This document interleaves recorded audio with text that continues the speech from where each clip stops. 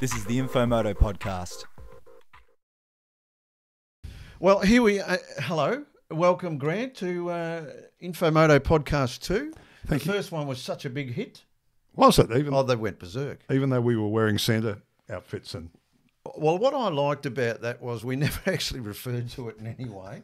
It just looked like two idiots sitting in... Who had chosen to wear that... That's what we were wearing. That gear. Just by coincidence, we it turned up to be as... Christmas. Right. And Spencer, how are you, young man? Nice to see you. Going well, boys. Everything Good all right? to see you too, yeah. You look good with the Peaky Blinder feel. Thank you very much. He's lowered the average age by about half, hasn't he? Just by turning up. Yes. Who do you reckon is the best looking? Anyway, we shouldn't do that. Yep. Now, Grant, let's try and stay on track. We got a bit off track last time and it got a bit personal. It did, yes. We did have some people that did enjoy it, but most of the people said that you were a bit boring. Can I... If you could probably stick to the... Okay. I'll try to be a little less boring, but can we just get out of the way first the issue of continuity? Yes, go. Well, the last podcast, the first podcast, I had quite a substantial beard, and now I don't. So what happens is I get a haircut once a year, whether I need it or not. When the shearers are in. Yeah, and I make sure it's serious. So it's a number 4 blade. Right. But I've had to change my hairdresser because I've moved. I like the old one who was in the city. Does this get interesting? Yeah, it does. No, right. it's good. It's good. No, my old hairdresser in the city, I liked him, but he used to charge me $40, which I thought was excessive for just a number 4 blade across my head and beard. But he said that the haircut was in fact free. It just took him that long to clean up after I'd left. That was what the $40 was. Working on an hourly basis. Yeah. So I let it grow, of course, and then in this year of plague, it then became it was illegal for a barber to trim a beard. I had to wear a mask. What do you mean it was illegal for a barber to trim your beard? I had to wear a mask, and the barber had to wear a mask. So the barber can't cut my hair because it's under a mask. I can't cut my beard. So I went for maybe 5 or 6 months without attending to it because it would have been illegal to get a barber to do it. You said this story gets interesting at some point. Well, I think you oversold it. I'm just trying to explain why I don't look the same as last time. I reckon apart from the Santa suit, you look better. Thanks. I know that your wife likes it when you've had the shearing, doesn't she? She can pretend it's somebody because she looks like someone else. Yeah, that's right. You stamped on my bloody punchline. Anyway, we should get Spencer. Keep us on track here. You know what he's like. You recently wrote a story for INFO MOTO. Don't remind me. 2 stories. Now, just for latecomers, Grant did 2 stories, the most beautiful bikes ever built. The 10. The 10 most beautiful bikes ever built and the 10 ugliest bikes ever built. And what did we go first with? We went with the beautiful ones. We went with the beautiful ones. Yep. And a bit of flack. Controversial? Readers and controversial? Stupid dickhead came up in one of the comments. Yeah, and many suggestions that I was on drugs. Yeah, that's many right. suggestions. Now, I think the bikes, a lot of the bikes people agreed with, didn't they? No. No, not a lot. Well, I think that at the top of the list there was some general agreement. But Greg, the thing I was trying to do was argue for the people say, oh well, how can you do a list like that because it's subjective? It's just what you like or it's what somebody else likes. But the argument I made was that there is such a thing as objective beauty. I agree. I object to your beauty. I know that. Well, yes, good. That's not funny, is it? For example. I did point out that most of us would rather sleep with Scarlett Johansson than with Bronwyn Bishop. Yeah, okay. Fair. So, I don't think there's any argument there. Well, so the mass of people have made a decision about which of those two is the more beautiful. Yes. So so you could say that, and that's an objective assessment of their respective beauty. Yes.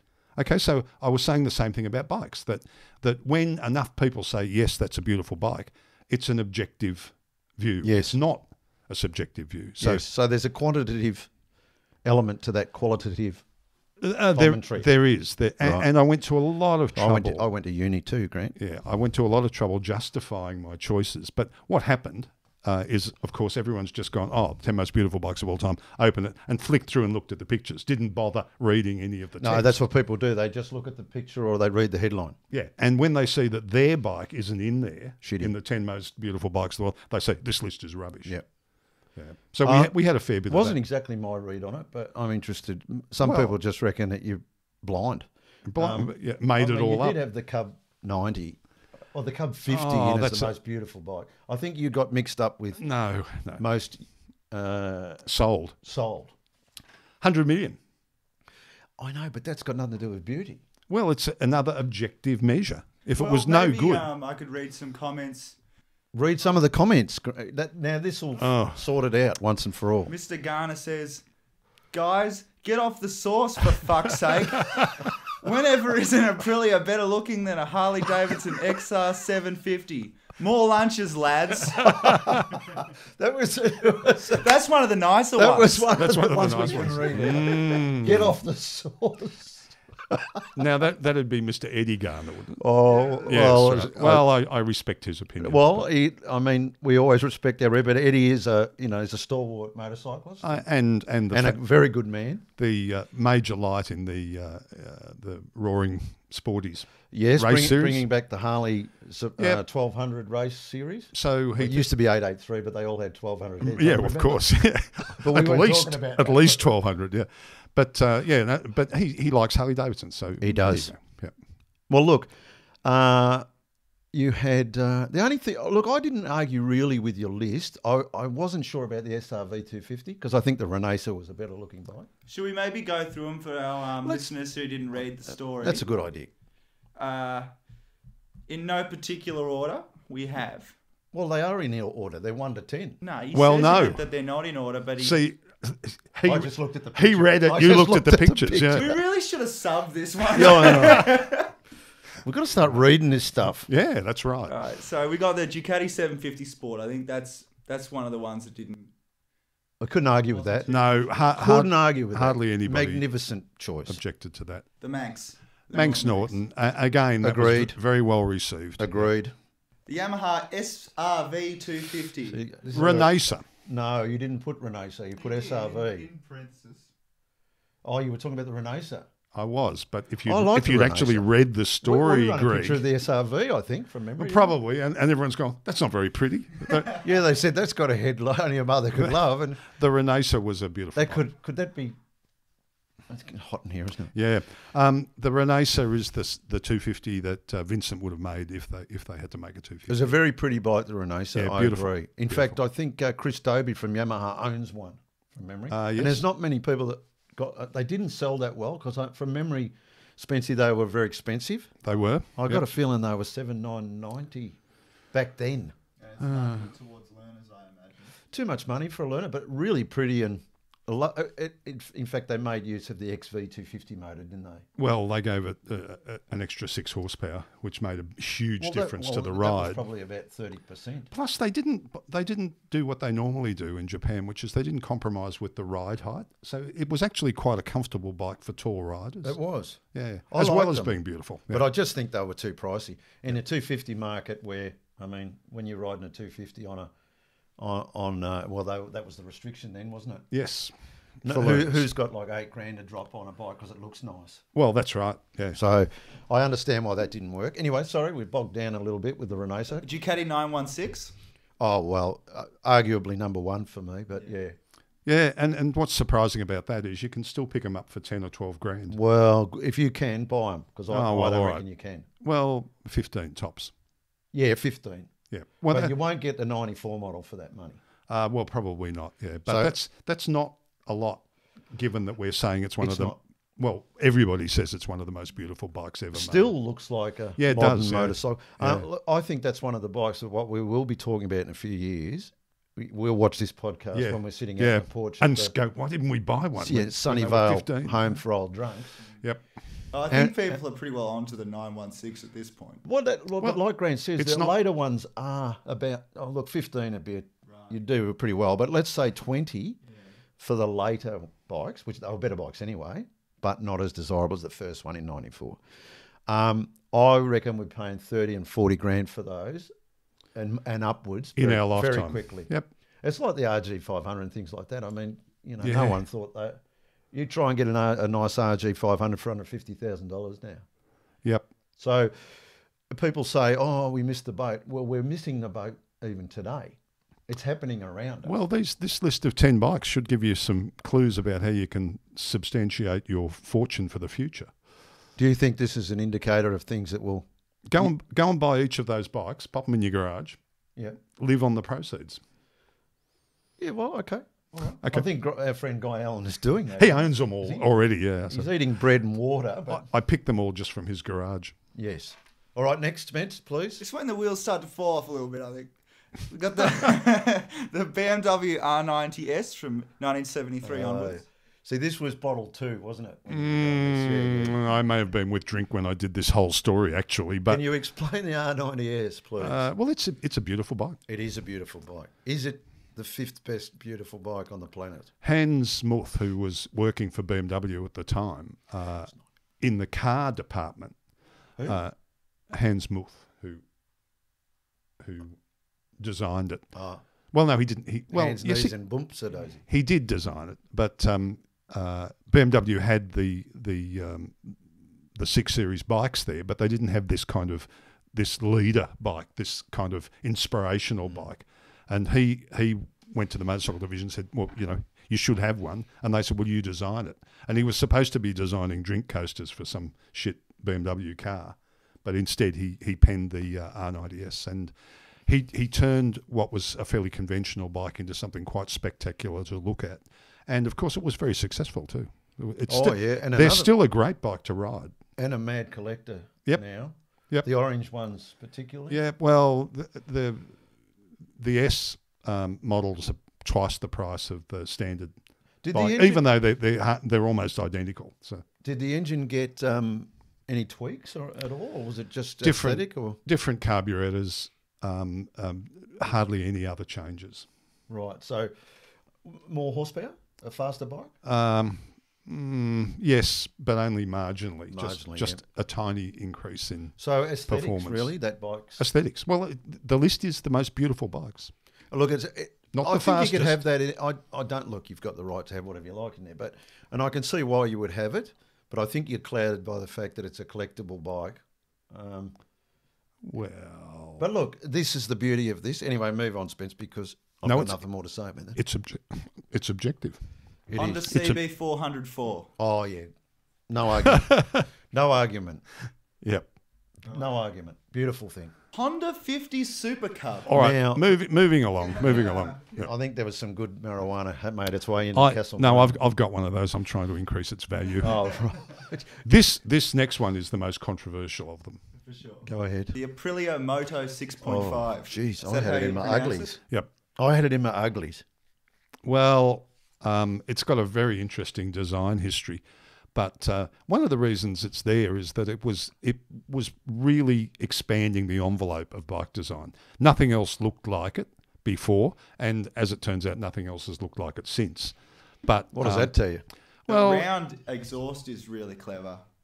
well, the whole thing was kind of round. Yes, You know, the definitely. chassis round, the tanks It round. was all a circle thing going on. Yeah, and quite unusual, and I think quite beautiful. One of the surprising things about it is it was actually quite a nice bike to ride as well. So that's the 6.5? Yep. Did this make it to production? Oh, yeah. Oh, well, they had to, Spence. So people can look up these bikes if they want to. Yeah, absolutely. Make themselves Well, familiar. I'll put some photos up in the podcast if I... Good. Can't Okay. be bothered. Yep. Well, you can put the ones we've got. Well, except they're all As wrong. you thought, isn't it? You won't have to download a new one. Well, if, We've got to if you pay all reckon- those copyright. We're paying so much copyright for the use of right. those pics. Yeah. Anyway. Moving on. Yeah. So that was a far more difficult story to write than the next one, which was the. Hey, it's not over yet, man. Oh, have we got one left? Gonna We grill got one you. left. Going to grill you a bit more, I think. The Royal Enfield Continental GT, the original one. No. The one that was in my list was in fact the current one. Or well, it's not current because they've stopped making them, but it was current 12 months ago. Oh, I see. Not the original one. The original one's a very pretty bike. There's no doubt I don't about like that. the seat on it. Oh, well, you know, you're allowed to have little bits of objection. But if you see one of those Continental GTs, the modern one, the one that they've been selling recently, you just see it standing by itself, and it's beautifully proportioned. It is. It's a lovely looking bike. Yeah, I We agree. spent about 10 minutes in the last podcast praising that. So Did we? All right, okay. That was the 650. You talking about the 650? No, it was a 535. Was it? in the That's end, right. But the original Continental GT was a deal breaker for Royal Enfield in that they had no money. They had this awful bike called the Crusader 250, which no one was buying. And Enfield walked into the factory and said to all the apprentices, all the young kids, how can we make this bike better? And the kids designed the Continental GT. Yeah, right. They made it into this cafe racer thing, which just stunned the marketplace. It sold very well, and it's still very highly regarded. It's just as unreliable as the Crusader used to be. It's got 15 gears, lots of neutrals, but it's still a very attractive looking Did bike. they race that bike? No.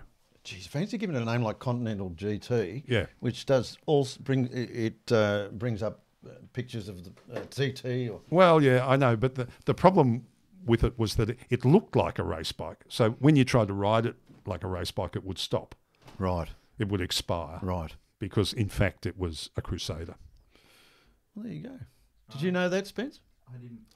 No. All right, sorry to interrupt you, Groff. We got one more, the Honda CB 1100R from 81. Yeah, well, again, I think it's There was probably a bit of drama on that too. probably the best looking of the Japanese superbikes of the time, and probably the best bike that they'd produced up till then. So I'm quite happy to defend that. It's a very, very pretty bike. Well, I don't think anyone actually had a problem with that as a pick, but some of the readers did point out that I used a photo of one with a flat front tyre. Oh yeah, that Oh, the flat front tyre. Yeah, well, there was a bit of criticism about the flat front tyre. I remember that. Isn't that what Photoshop's for? You could.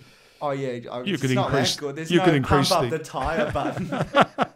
Look, there was more than one. They say, Grant, if one man calls you a donkey, you ignore it. If two men call you a donkey, buy a harness. Harness, yes. Well, Now, there we did get a few the flat people- tyre. The flat yes, tyre. The flat tyre.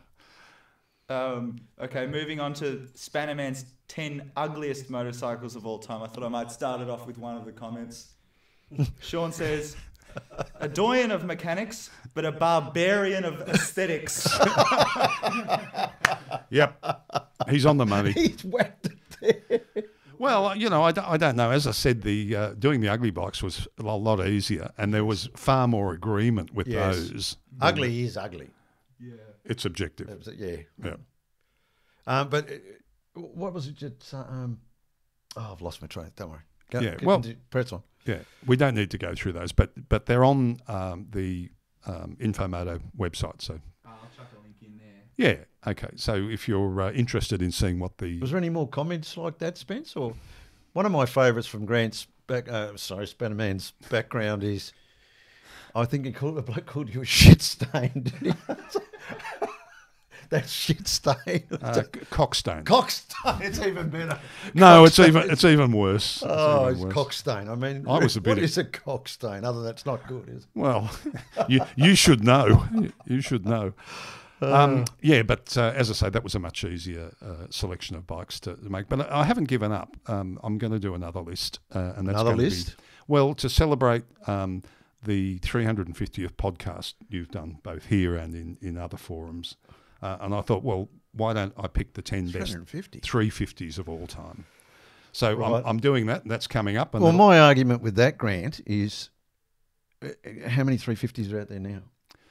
well, it doesn't mean they weren't important. They were important, They were an actual Grand Prix racing class until the 80s. like the 50 was. Well, and we had some Australian racers who did very well in that particular class. Well, did that now forgive my ignorance, but was there a class at the TT for 350s? Yes, there was. And if you go back a little bit further, when the Continental Circus was on, when Grand Prix racing really took off, it was quite common for people to have a 350 and a 500. And they'd go from circuit to circuit with their 350 Racing the and two 500, of them. and they'd race both of them. Yeah. Yep. So the Manx Norton had a 350, AJS 7R 350. There were a lot of really good hot 350s available. Right. So, and yes, people have forgotten them a bit, but when you look at this list that I've come up with, you'll go, oh yeah, of course. Oh yeah, I hadn't thought about that. Was there an SL 350 Honda? An SL 350. Well, there was an XT, an XR 350, yes, which is in the list, I have to say. And comes in that high pipe scrambler version, didn't they, the 350? Yeah. But yeah, my knowledge of 350s isn't great, I must say.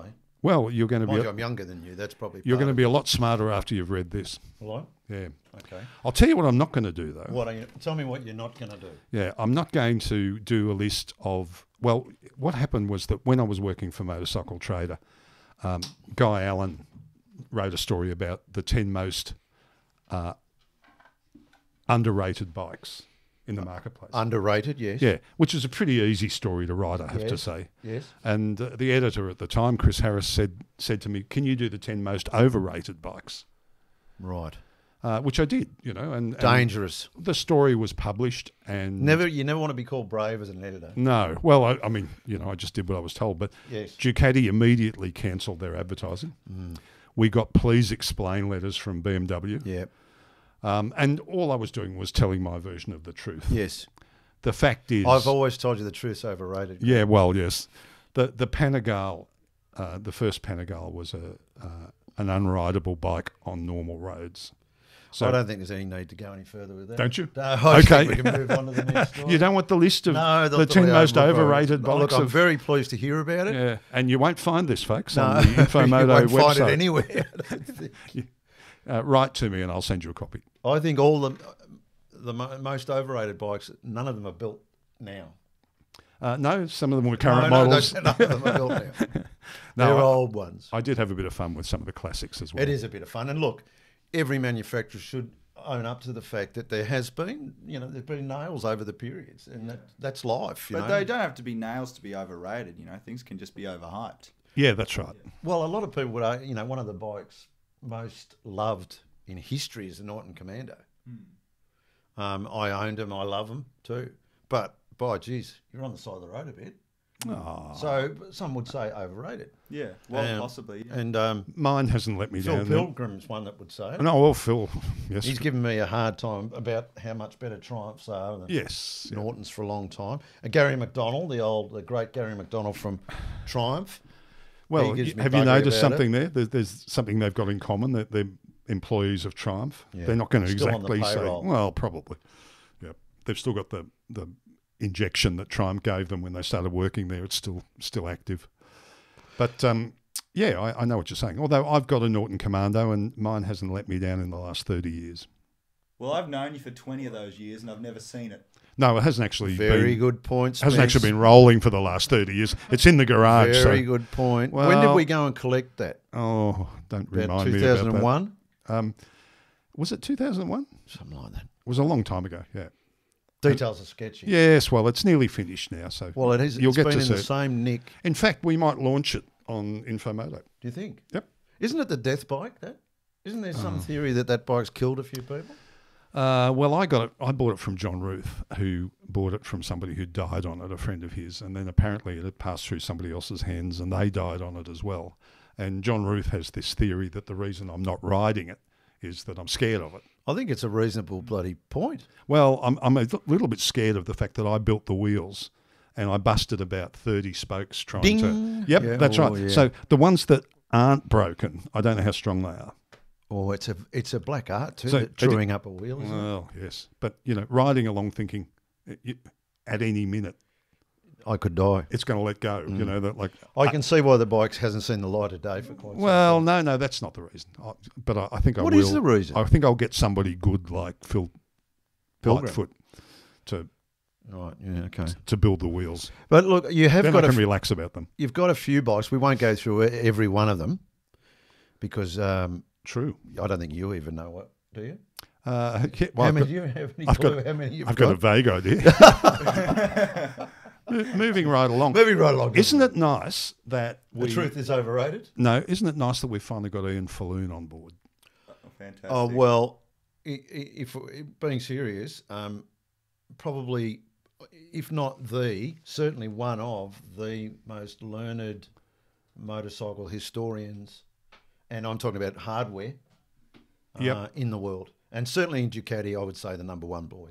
Well, not just Ducati. You know, he's written over 40 books, and they're all reference books. So Yes. anybody who's got one of the models he's written about or wants a model history, he's written about Kawasaki's, he's written about BMWs. Yes. And He if has over 40 different books on Yes. it. yeah, and he's on INFO MOTO. Well, he's joined us, and I think the draw card was, I said, look, Spannerman's come on. Yeah, that's right. Because we're a rub team. up against you. You know, We're a team. the world's greatest historian. And me. Spannerman.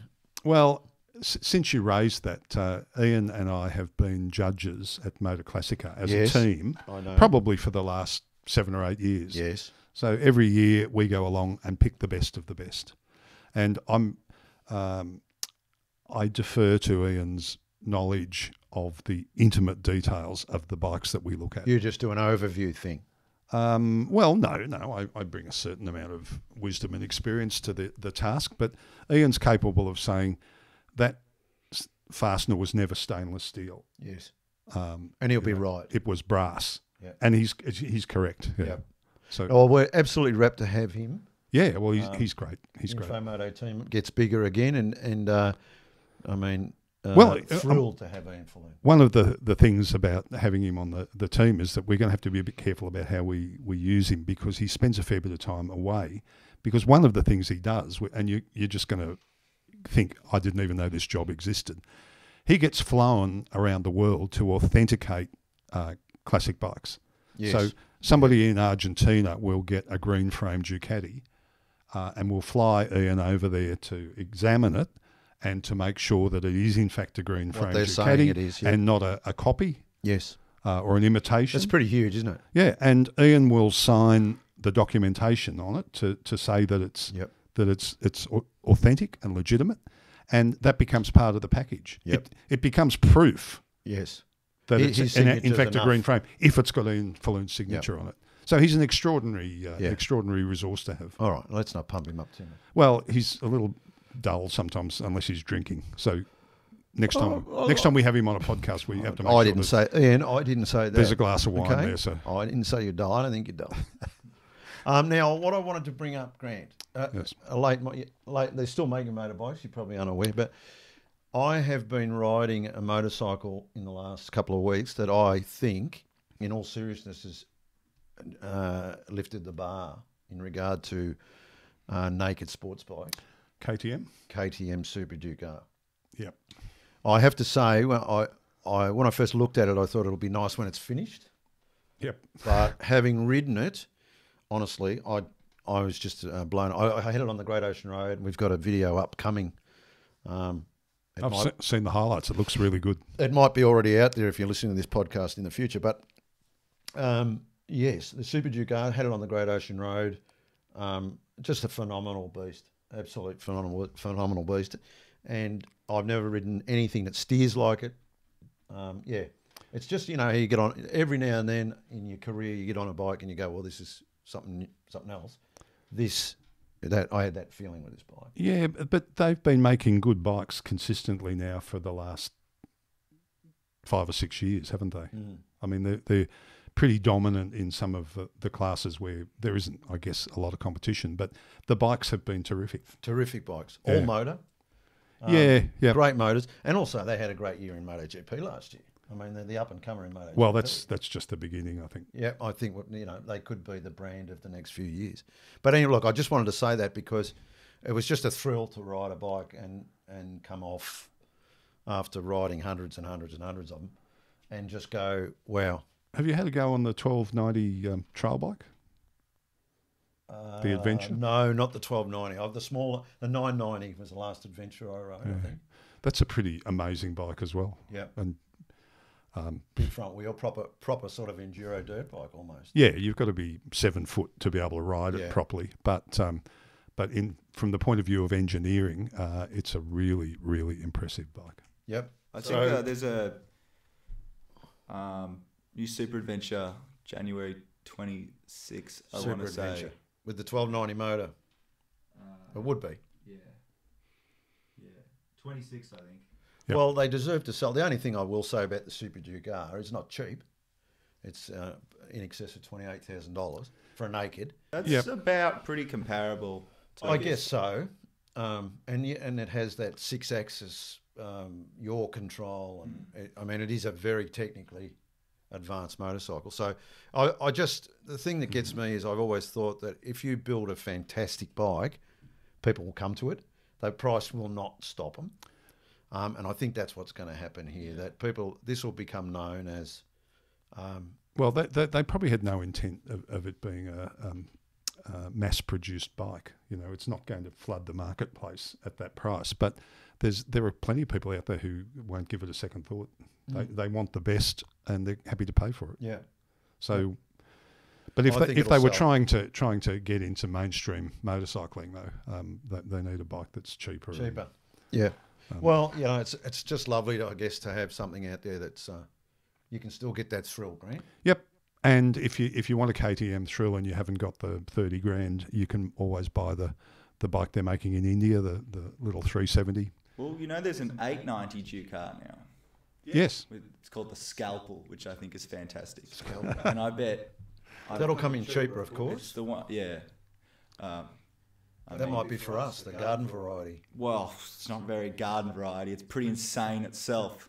Yeah. I should have had the specs up, but yeah, like you look at that and you wonder why you would need the 1290.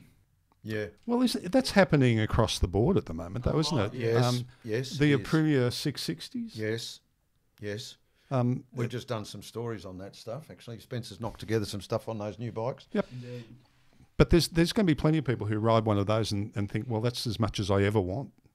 I think that you're right. That decision making, that pragmatism, mind you, bikes are bloody 600cc and they're making 100 horsepower now. Yeah, that's right. Like crikey Moses, I can remember when 100 horsepower. You could talk about 100 horsepower on your bike.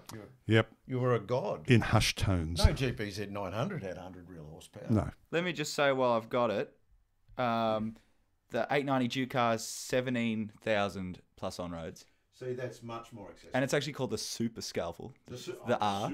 Super, not just your ordinary scalpel. It makes 90 kilowatts and 99 newton meters. Really. Yeah. Honestly. And it'll be light. Yeah. And it'll handle beautifully.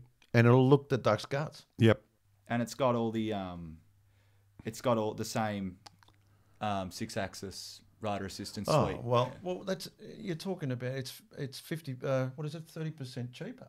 Yeah, and you'll never run out of things to talk about in the pub. 27 and 28 against 17. Yeah, people will always be interested in that bike if you're riding it. Good on them. Nice to see. Well, it's great. I mean, I'm looking. We've just gone through COVID. We're still going through it. Well, who knows when it ends and all that sort of stuff. But there's reasons to be cheerful, isn't there? Well, there are. Yeah, there's reasons for me to be cheerful because I'll be dead before these bikes get to the stage where they're going to need proper rebuilding and servicing. Yeah. Because there is that minor issue about the technology. Well, we say that. I don't argue with you, but I used to be frightened of buying a car with anything like technology, and I don't hear people having massive problems with technology. They get rid of them. When the problem gets to the point where they go, all right, the fix is going to be $6,000. There goes the car. Yeah, and they move on. But and then we buy them. We buy them. No, we don't. Thank God for rich people. Yeah. We can have what falls off their table. I like the people who believe that the car, once it's done 80,000 k, it's going to be start having problems. So they sell it for a third of the purchase price. That's what I'm talking about. And it's a new car, really. Yeah. But that's the old thing, wasn't it? I mean, 100,000 k, 60, 70,000 miles on an old car was a lot. That's right. Weary. Oh, well, it's bloody not running. No. Your Camry just not running.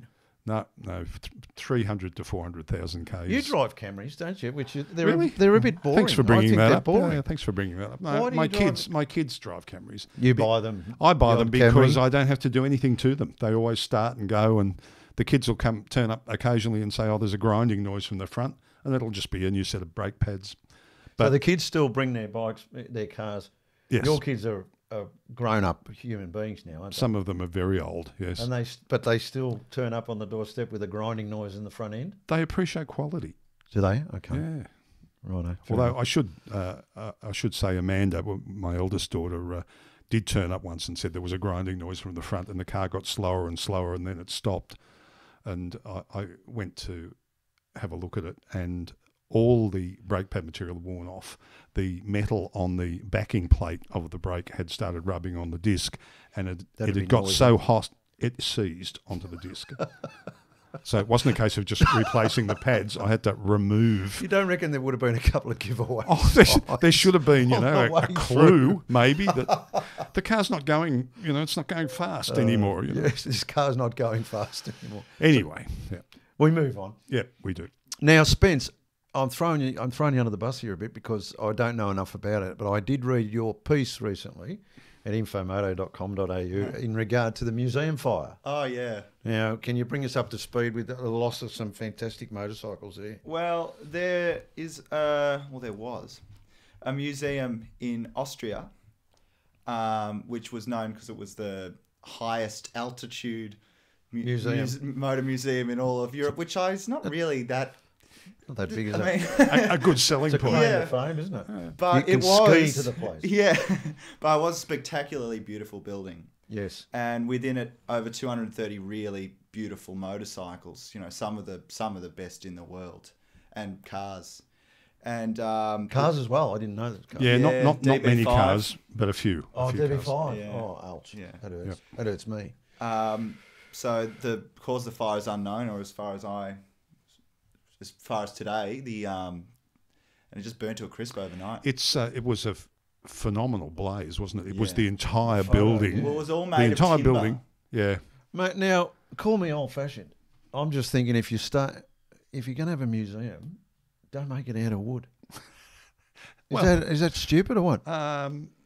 They probably had a decent sprinkler system, and it probably didn't work. Well, there's some question marks there, but let's not get into that. Oh, a bit of a stock take. Could have been a stock take, yes, that's right. But it's an expensive one.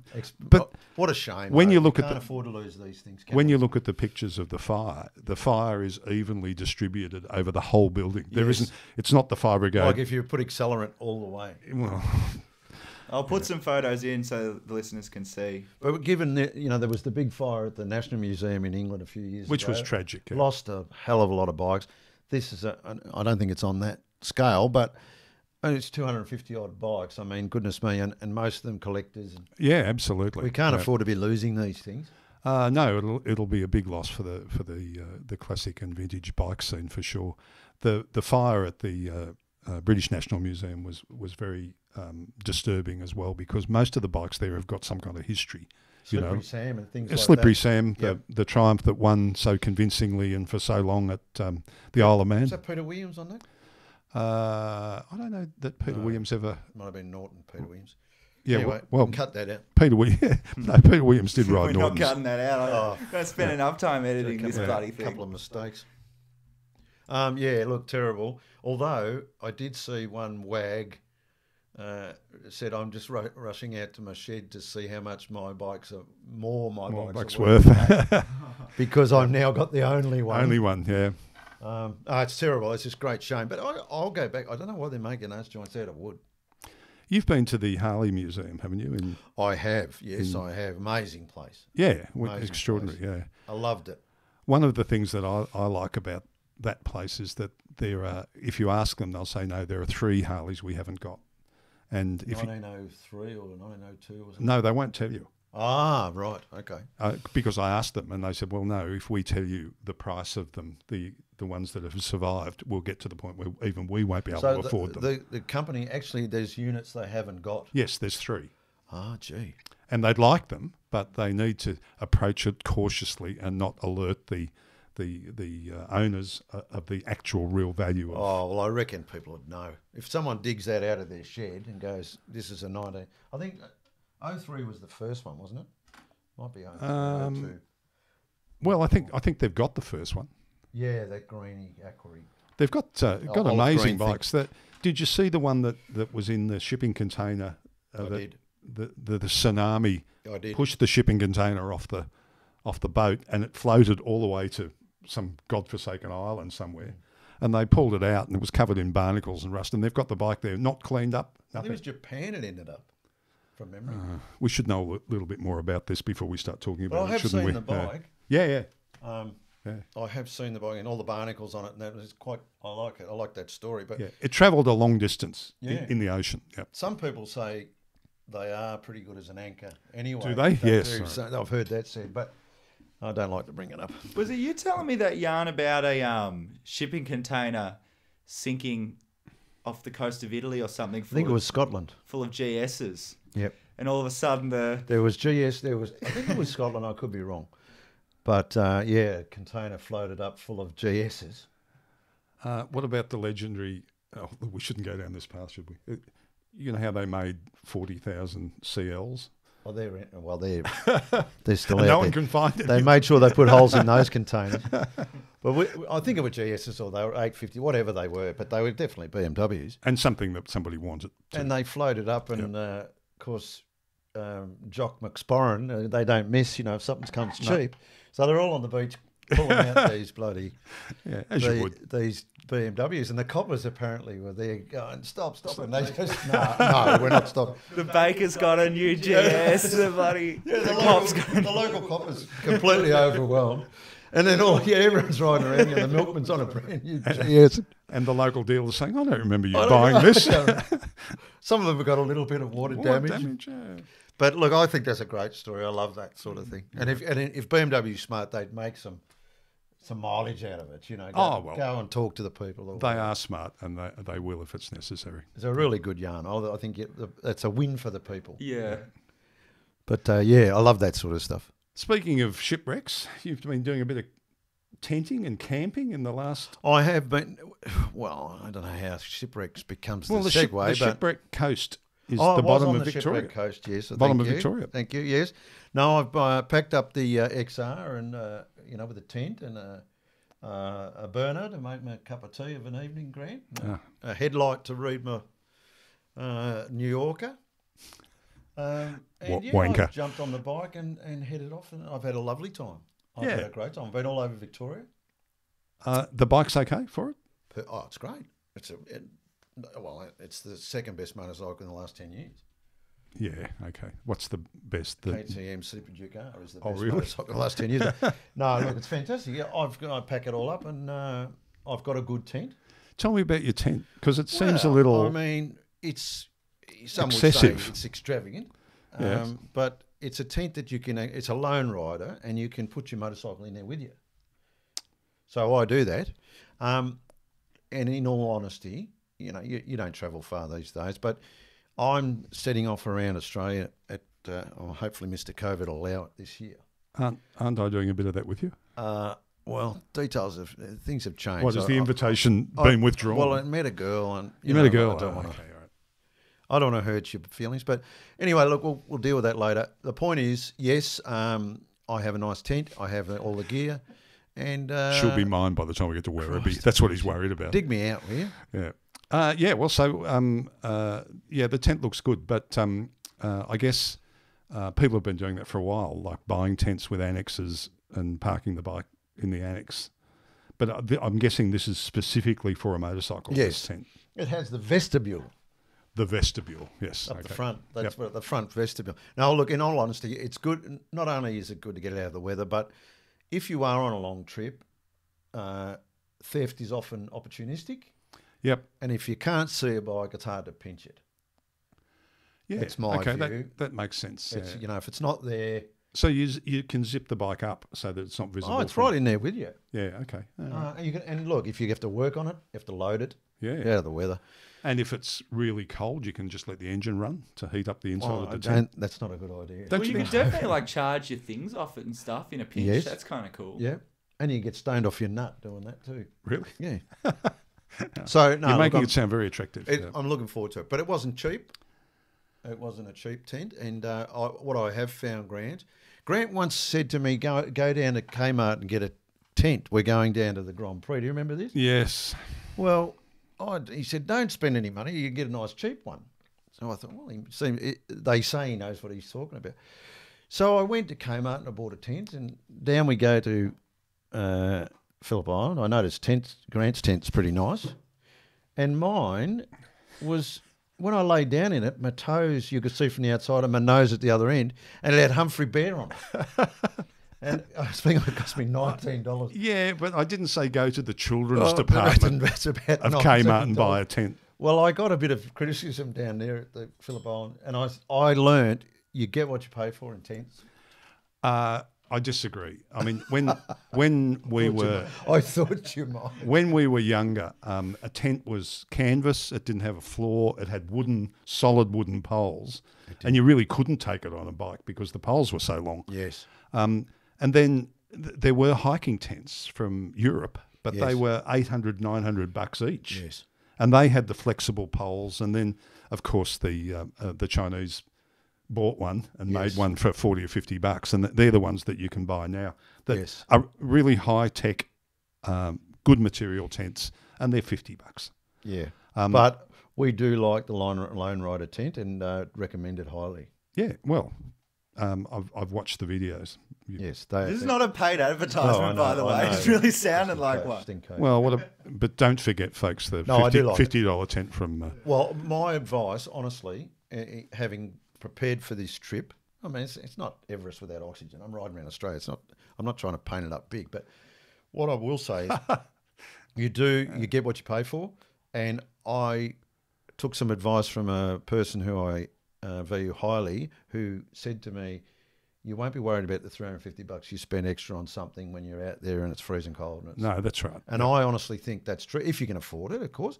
I'm not saying, of course you've got to trim your cloth accordingly, but if you can afford to, the best stuff that you can afford is the way to go, I reckon. Yeah, well, of course, yeah. And was the camping all right? I loved it. You found good sites and... Well, yeah, and I was on my own, which you weren't there.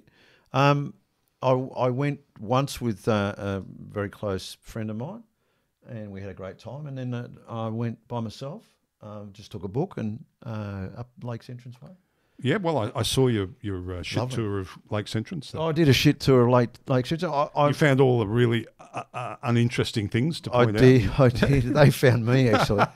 Look, it was funny because I wanted to go. I've taken a particular interest in the Indigenous culture of wherever I go, just to try and know more about it. And it was joint was shut, so I couldn't do that. The entire town was shut. It was pretty sleepy. Yeah, it was pretty sleepy. I had a beer at the RSL. I remember. I will tell this story too. Well, Spencer, you'll enjoy this. I remember many years ago at Lakes Entrance Pub with Grant. Oh, do you remember that when the bloke dropped his meal? Yes. Do you want to tell that story? No, I could have been a little kinder to him, I suppose. Do you want to tell that story, Greg? No, I don't.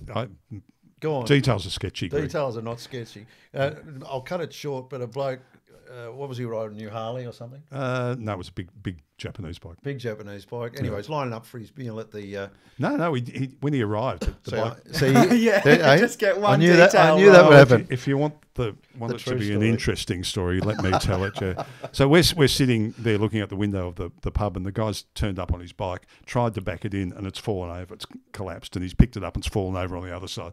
And he's finally got it settled, and he's come in and ordered lunch, which arrives on a tray, and he's picked up the tray, and I said to him, do you want me to carry it? Because I'd hate you to drop it. And I mean, the bloke's just, he's dropped his bike, he's dropped his meal. Yeah, and if he wasn't carrying the tray, he would have had a swing at me, I think. Well, it's nearly up there with that time when he nearly got us punched up at the Grand Prix, remember that? No. But should I tell that? No, I'll keep that story for podcast 3. I believe it.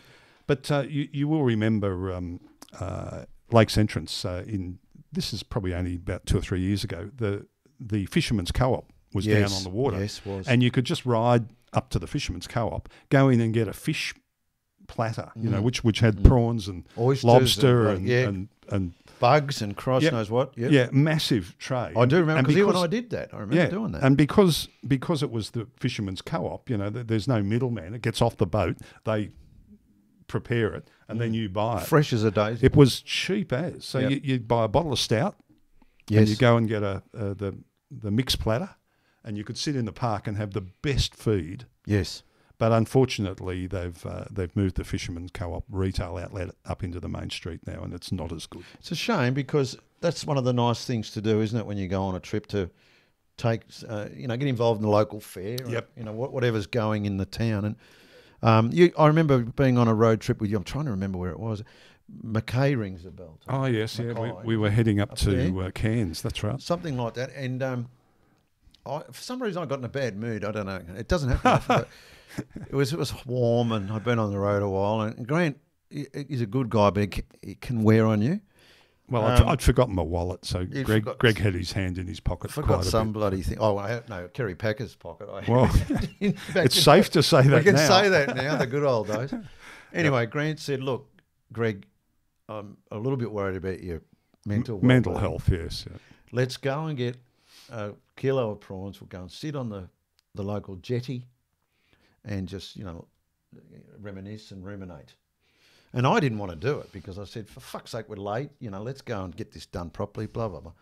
No, this will be a good idea. Now, this is one of the reasons he's one of my great mates, because we went down there, didn't we? Well, we might have had a glass of wine to go with it or something. Yes. And we ate prawns and we spent hours just sitting on the jetty. Yep. And it was one of the nicest things. And it completely took the heat out of the situation. Yep. I think we rolled into the next town at midnight. Half cut. But the point was thinking of fish. You can, yeah. But it was we were able to relax. And I've remembered that since we did that, and I try and do it now. Go and get a kilo of prawns and sit on a jetty. Well, they're talking about taking bikes on the Spirit of Tasmania for free. I see. Oh, that's on. Yeah. Okay. Yeah. So one of the great things you can do with your life is travel down the east coast of Tasmania, stopping at all the fish co-ops. Yes. So you can just eat seafood all the way down the coast, and oysters. There's a place. It's there magnificent. With Bicheno, is it? Bicheno, yes. Yeah. Oysters are as big as your head. Yeah. Well, yeah. The crayfish. Crayfish is exceptional. It's actually lobster. Lobster. Crayfish is actually freshwater. They cut the lobster in half. You can buy a half. They give you a little sachet of salt. The other half if you want it. You could. Yep. But a little sachet of salt and a plastic fork. Oh yeah. And you sit down with one of the most expensive foods in the world, eating it with a plastic fork. Yes. Doesn't get much better. And than don't that. add much. Maybe a bit of lemon. Bit of lemon. Salt. A bit of salt. Yep. That's it. Do you feel like doing it now? No, I'm just having a little moment there. Yeah, well, I know. I certainly wouldn't. It is one of the good things to do when you do go on a bike trip, though. Like my thing now is to take in what the town has to offer. Yep. And often they can be smaller towns. I don't think you have to necessarily be in the most beautiful touristy place. I find the interesting stuff's the old weird stuff. Yeah, yeah. Go to the local museum and talk to the bloke who's running the show. Yep. He'll bore you senseless and you'll wish you'd never done it again. Well, I think the idea to stimulate tourism in Tasmania by making the ferry free. It's a great idea. For vehicles. And you can go across pretty cheaply. If you go on a day trip across there and you don't book a seat, I mean, there's seats all over the boat. So You've got to book a seat? No, you don't have to. What do you mean? Not if you do the day trip. Oh, what? So what, do you stand up? No, you don't stand up. They've got chairs all over the deck, so you can just find a chair and sit down there. Yeah, the seats you book are reclining seats in case you wanted to. I've only ever gone in a nice cabin. Oh, really? Yes, okay, yep. But it means you can go to Tasmania now very inexpensively, and it's a great little state to ride around. Oh, it's fantastic. Yep. It's kind of, it's wonderful. Yep. I see the Victorian government too is doing giving out vouchers now. I don't know the exact detail. I'm sure if you went to the government website you'd find out. But I believe it's if you spend $200 in a rural town in certain areas, 400 is it? Yep. They give you $200 voucher, half of it back. Correct. Now what a great idea that is. Well, it's How much wine could we get for $200? Well, we wouldn't have any trouble spending the 400. Would we? Apparently, wine is one of the exclusions. Yeah. Well, you get prawns, though, couldn't you? You get prawns. Yeah, prawns. One bottle of wine, you could do that, couldn't you? But it's necessary because the tourism industry has suffered a lot during the plague years. And they're trying to revive it. And the fires just before. Well, yes. Well, it's interesting you say that too, because the poor old fire people, and I don't mean this in any way disparaging, it's kind of that got forgotten. I mean, that was a horrible, horrible tragedy. Yep. And then COVID came in. And the focus was off it. Focus was off it. And I still feel for those people. I'm sure there's plenty of people living in caravans and bloody lean-tos almost. I spoke to some guys from up on the coast, the town that got Cabargo. Yes. And they're livid, man, still. Yeah, Like, they're living in caravans and in cardboard boxes. And not being looked after. Not even remotely. They got some of them got a couple of grand, It's like, dude, they got would only get your groceries and fuel for a week. Yeah. So one of the good things that you've done with your little recent adventures, camping adventures, is you've spent a bit of money in towns that otherwise wouldn't have access to it. Honestly, it is. I believe that's a good thing to do. Yeah, I think it's a great thing to do. And it's great. I mean, people are rapt to see you. You get really looked after because they're happy that you're there. Yep. So plans for the immediate future? Now that you've got this camping touring boat? Well, I'm trying to go around Australia, but Mr. COVID keeps on smacking me between the eyes. And locking the borders, yeah. And my beautiful dog, who I keep expecting to pass away, Won't won't do it. is hanging on for grim death. So while she's alive and Mr. COVID's in the way, it's holding back. My plan at this point is to leave on July 1 this year. Yep. Because I've been looking at Lee Atkinson and Bill Yes. McKinnon's fantastic book. Yep. The Lap. Yeah, the big lap. The Big Lap. Yep. And I think one of the things I gleaned from that is you've got to press on, and if you don't pick out a date kind of thing, you'll never do it. So I'm thinking July 1, but Does as I say, that mean we run the ship? I'm still in charge. Well, I've got a few ideas, Spence. We'll talk about this later. No, it can only improve. Talk about fires, and it'll just be an incendiary wreck when I get back. What about you, Spence? Have you got any travel plans in the near future that involve two wheels and big distances? No, but there's a pretty exciting launch happening in February. I don't know if I'm allowed to say that, but... Yeah. Are we allowed to say that? I think so. But we'll be riding the Triumph Trident, which is a very exciting new motorcycle. Yeah. You sure that's not embargoed? No. No. I mean, everybody knows about the Trident, so you're right. You're safe. You haven't been keeping up, have you? No. And the Tiger 850 Sport, which is, we've ridden the Tiger 900, but this is a less expensive entry version. Yep. So... that'll be good. Yeah, they're two really important motorcycles. And whereabouts? I don't know, but I think it's in South Australia. Okay. Hopefully around the Barossa or something. Hopefully around a vineyard. Or the Christmas Hills. You know, the Adelaide Hills. Yeah. Oh, no, it's a good place for a launch. Something, Cuddly Creek and all that. Well, that'll be good. Isn't it good, though, Spence, in all seriousness, that with COVID, we've been doing virtual launches. Virtual reveals, yeah. Virtual reveals. Now we're back on the road, hopefully. Yeah. If Mr. COVID's going to play. Yeah. It's great. The University of New England Motorcycle Club is having its reunion. Big news. Well, it's not. Well, let TMZ know about but it. But it's a great example because we're having it at Walker, and we've essentially booked out the hotel in Walker. Okay. The motel. Big news there, folks. And we will be spending, well, in my case, every last cent I've got. Millions. While we're there. So there's another little cash injection for a community that otherwise wouldn't have it. Well, I think that's what's happening. The motorcycle trade is doing all right. Yeah. Well, do you want to talk about that? Because I do have some pretty recent news. Please do. Speaking of the motorcycle trade, because now that we're in 2021, we've got the figures for 2020 compared to 2019, and it's up 22%. Incredible. During the COVID year. Yeah. That is amazing to me. And that's across all but scooters. 22%. Yep. Yeah. God, so nearly a quarter better. Yep. And That's that's road bikes, 9%. Off-road bikes, 30% up. But even road bikes, 10% is pretty considerable. Well, I would have said, if you had have said to me, how's it going to go through COVID, I said they'd be lucky to hold ground. Well, it's interesting because there's a waiting list, for example, for Royal Enfield Himalayans. You did that last time. Are you getting a free Himalayan? No. Of about 3 months. And there is talk that not just bikes, but with the cars too, that Same deal. they under-ordered because they didn't think they were going to sell any. As you would. And now they can't get them when I'm hearing it's they the same need with them. gear manufacturers, all Yep. that stuff. Yep. That And- said, I reckon what you're talking about... Sorry, Spence, I've interrupted yours. No, not at all. Not at all. People will probably, I could be wrong, but I think people will do local travel now because international's so chancy. You know, you might be overseas. A lot of people get stuck. People go, oh, do I need me and the three kids to be stuck absolutely, in America or wherever?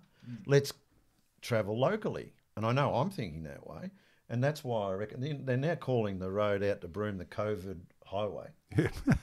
I know for a fact, simply because I've been planning for my trip, and Broome's a particular example, but there's many examples, particularly on that side of the country, where you don't just turn up at the caravan park and put your tent up. You better have booked 3 months ago because they are booked out solid, out all around the bush. Yep, which is great.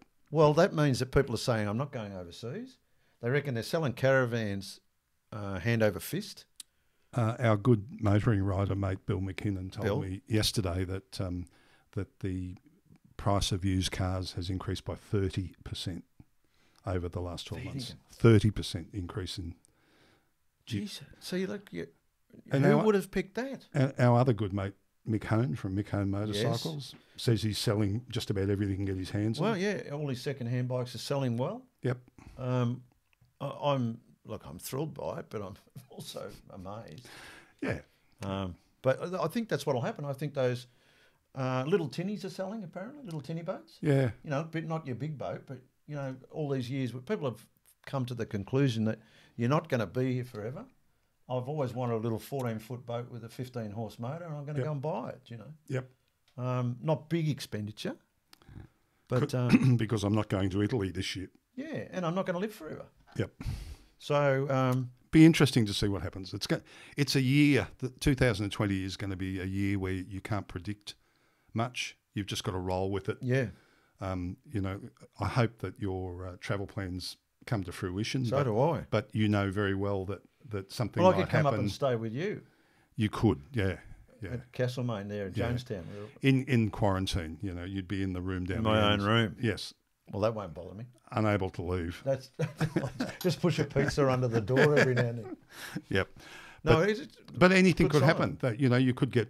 They could close Western Australia. There could be there could be a completely different virus. 30% on used cars. Yeah. Yep.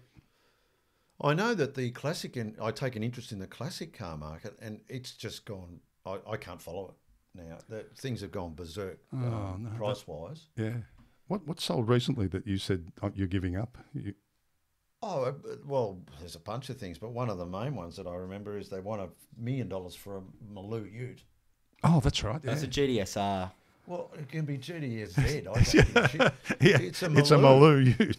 $1 million. $1 million. $1 million. Yeah. Also, now, what people ask and what they get, I've learned that. Watch you shaking the tail. Sorry. Cameras. All good. Sorry. They had an HR Holden Yeah. recently, 154 grand.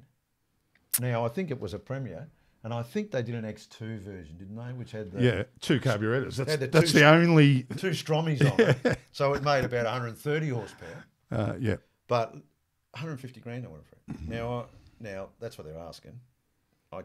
Now, in my world, an HR Holden's worth about 15 grand, a good one. So... Is that supposed to be blank? Yeah, what? You're not supposed to point it out either, Grant. Sorry. Technology's my. We're supposed to look technically. I understand that you don't trust me because I did fluff up the. You reckon Spency wasn't nice and dark last time, viewers? Oh, Jesus. Well, I got home at. There was a bit of family angst. I got home at midnight. Thank you very much. Yeah, Grant got home because I buggered up the sound. Yeah, and I couldn't leave till late, and then I got a puncture, and it took the RAC. Yeah. No, you got a punch. Oh, outside of Anarchy, and it took the RACV about 4 hours to find me. I was in the middle of nowhere. Yeah. Oh, yeah, Then- your marriage was over too. Then I was very late for a meeting. Yeah, and my marriage was over. Yes, that's right. But other than that, It was a good day. Good yeah. podcast, though. Yeah, good we're doing podcast. well. Yeah. Well, speaking of which, are we anything else? Any general business that we haven't got to, Spence? You're in charge. You're the boss. There must be. What have we not spoken about, Grant? I think we've adequately covered the material on hand at What the are you moment. looking forward to, Grant? What are you? We're in 2021. You haven't got long left, really. Yeah, I'm building a new bike, which will be A new finished bike? shortly. Well, a new bike for me, yeah. What's it going to be?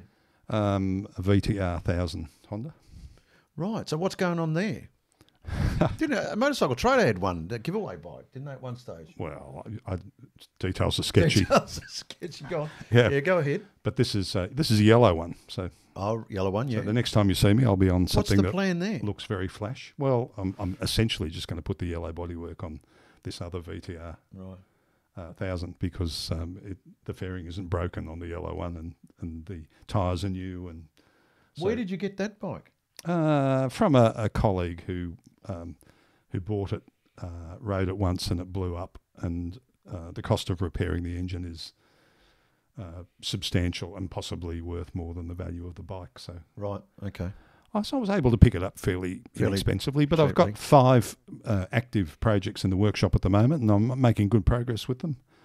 So Well, you've got that good shed now, haven't you? Well, I've got a great workshop now, yeah, and that's keeping me occupied. But I've got a few trips coming as well. Yeah, go on.